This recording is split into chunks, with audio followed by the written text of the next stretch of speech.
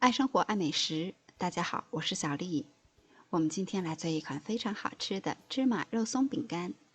这款饼干的做法特别简单，而且无糖、少油，是可以天天都吃的小零食。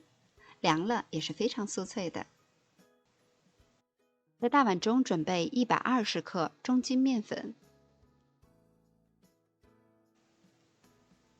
加入25克的白芝麻，一勺黑芝麻，加入一点盐调味儿，再加入15克的植物油，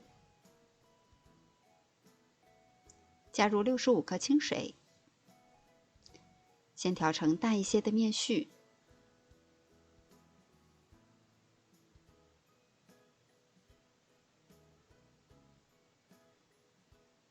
然后再加入10克的原味肉松，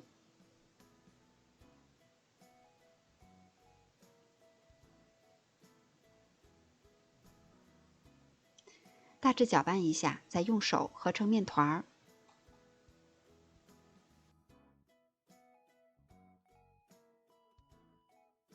我们今天需要的是一个软硬适中的面团儿，大约揉3到5分钟。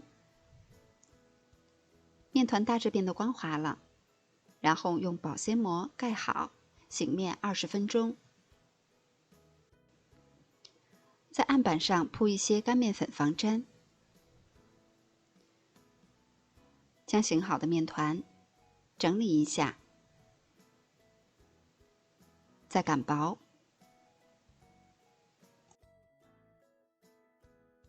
我们用来做饼干的薄饼是擀得越薄越好，越薄，我们烤出来的饼干就越酥脆。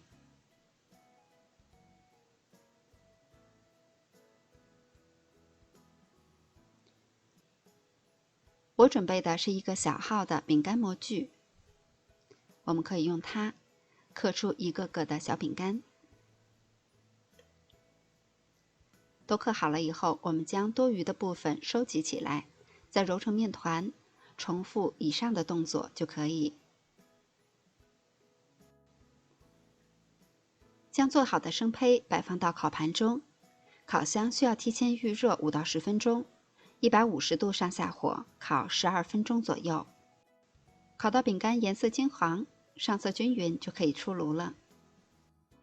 这款小饼干是非常适合我们在家里做的，无糖、少油，而且满满的芝麻还有肉松，吃起来又薄又脆，越嚼越香。